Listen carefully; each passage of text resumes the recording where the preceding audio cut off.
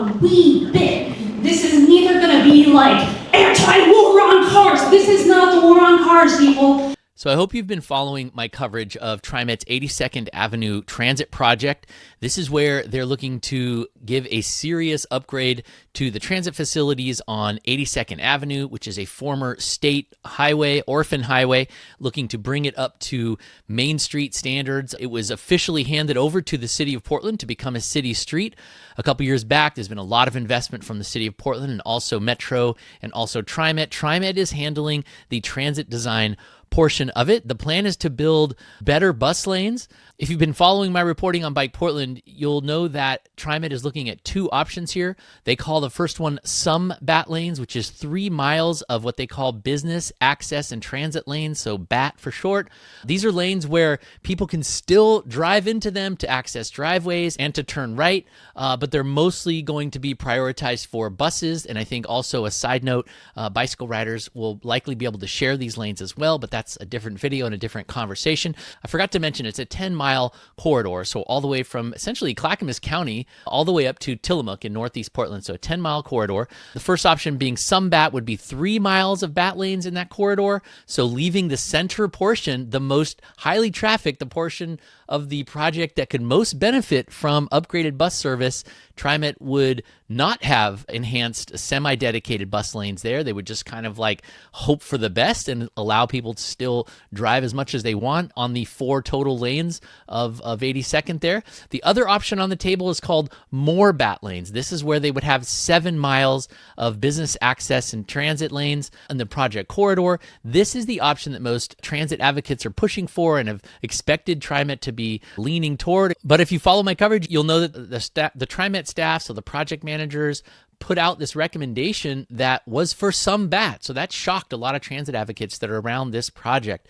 So yesterday I went to 2 meetings. The first one was a TriMet board meeting where I first started to hear that TriMet staff is walking back that memo a little bit, trying to say that their recommendation for just 3 miles of BAT lanes was just a starting point of the conversation. You can read my recap of that board meeting where the staff got a little bit scolded for how they handled that by the board. But what I want to share with you in this video is testimony from the second of 2 TriMet meetings I attended yesterday, which was their community advisory committee for this 82nd Avenue transit project. What you'll see are selected highlights from the testimony. I think it's a pretty balanced view of what happened. I will say overall, the vast majority, almost everyone that testified supported the more BAT option, so supported basically the continuous BAT lanes on 82nd Avenue. There were, I think, 4 people who opposed the BAT lanes. 2 of them I include in the video. Both of them are attached to the Portland Metro Chamber. The first one is Michael Liu, who's the owner of Fubon,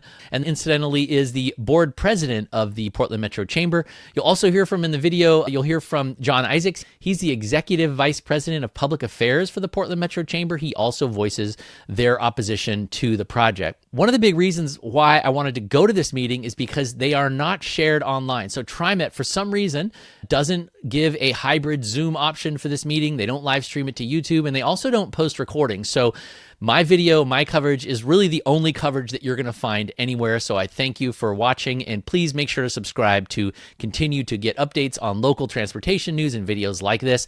Oh, and also stick around to the end when I share some information about the next big decision point for this important project to build better transit on 82nd Avenue. So a lot of what I want to offer here is that, when we're talking about BAT lanes, business access, vehicle turning, transit, it's not a radical thing. It's actually still a really moderate proposal, and what it's going to ultimately be is still really car-oriented street. I think it's still going to be a lot better than what we have now, and I am highly supportive of having something that be a lot better than what we have now. Yes! I like boring incremental change, but let's tune down the rhetoric a wee bit. This is neither going to be like anti-war on cars. This is not the war on cars, people. This is let's have it not getting honked at when I'm trying to walk to get some pho. That would be nice. I would like to not see my neighbors die while I'm waiting for a bus. That's what I want. I'm Michael Liu, and our family runs and operates Fubon Shopping Center. I'm also the current chair of the Portland Metro Chamber. Where I have concerns as a business owner is the amount of dedication lanes, bat lanes for the corridor. As a business owner, I'm worried about the potential loss of 15 to 25% of a mode of transportation to the corridor during critical business hours. I understand that customers enter facilities using many ways, and the shopping center needs to make access easier for all. I surveyed my customers, and over 93.5% visited our store via vehicle. I appreciate the concerns of business owners. However, perhaps 94% of people show up by vehicle because the bus access, the bike access, the pedestrian access on 82nd is garbage. It sucks. I am the Executive Vice President of Public Affairs for the Portland Metro Chamber, but I am a resident of this neighborhood. I live about 0.3 miles from here, about 1 block on 82nd Avenue. Since 2007, I've lived within a mile of this. Okay, so I have a long history in this neighborhood, and I'm not here to tell you what the neighborhood wants or doesn't want. What I'm here to tell you is that you don't know. You have no real data. What you have is a typical process in our public agencies we have to run here where they do a survey and they put it out there. And it's just wide open for manipulation by interest groups to turn out their base and say, hey, fill this out. That's the data. So when you get told 70% of people we talked to or filled out the survey supported, that's the percentage of people who filled out the survey. Okay, you don't know. I've spoken personally with 5 to 6 dozen people. I'm the head of my HOA. I go to businesses frequently.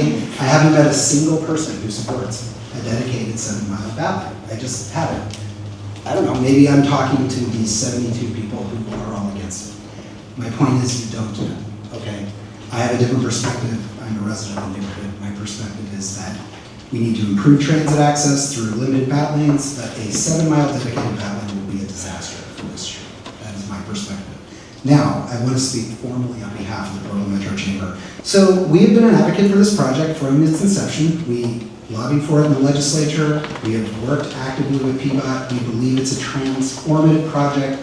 And until this issue kind of bubbled up and became kind of a partisan controversy, we felt that it was on track to strike the right balance between the neighborhood, improving transit, which definitely needs to be improved, and the chamber supports responsible investments in TriMet that improve transit, especially times. We support that because it's good for our economy. Commuters and the businesses that have carried this street for generations, okay? I have to say that I find some of the rhetoric in this room used to describe business as disappointing. This is a street of small businesses. This might be our most important small business corridor in the city of Portland. And primarily BIPOC and immigrant-owned businesses. So, what I am here to formally request on behalf of the chamber, we don't support or oppose any of these options now. We formally request that TriMet conduct an economic impact study as one of your data points. I'm sorry to interrupt. It's time. Thank you. Okay, I just need to finish. No. And use that data as a distinct. The businesses on this street are a critical stakeholder. Submit written And you need to be certain that you aren't going to drive. I have a testimony I'd like to speak. I need to speak. Thank you very much.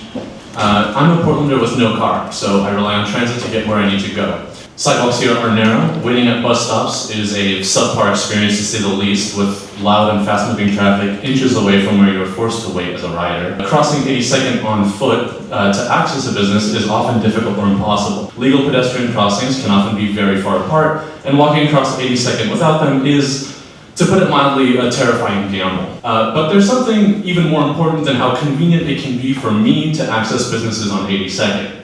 It's that between 2012 and 2021, 14 people were killed on 82nd in traffic-related incidents, and 122 people were injured. We can call one death an accident or a tragedy. 14 people dead is a failure of policy. At the end of the day, I want to be able to cross the street without fearing for my life. I want to support the vibrant local business community on 82nd without being forced to own a car just to do so. The more bat lane design is not radical, it's the bare minimum.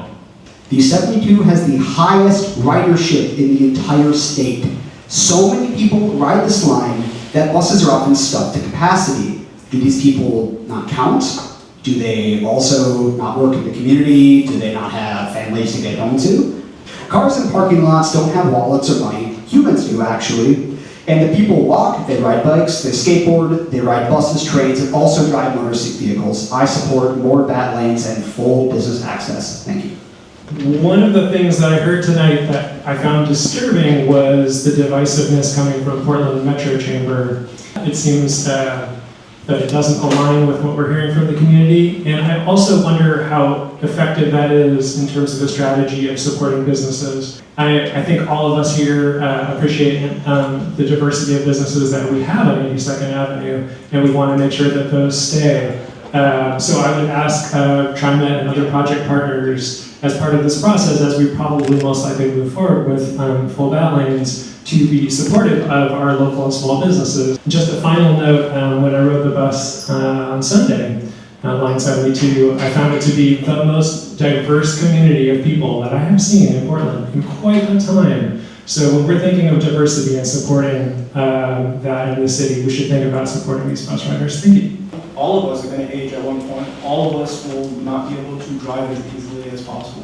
And I understand, probably the primarily reason why people are going to these places by cars. They might live only a block or a dozen blocks away, but they can't get there because, it's just dangerous, inconvenient, and unreliable. The more bat lanes will definitely help that situation. My small family and I, are down to one car because we are able to commute, and that is $10,000, $12,000, like the other one said, in savings that we spend at dim sum restaurants and grocery stores.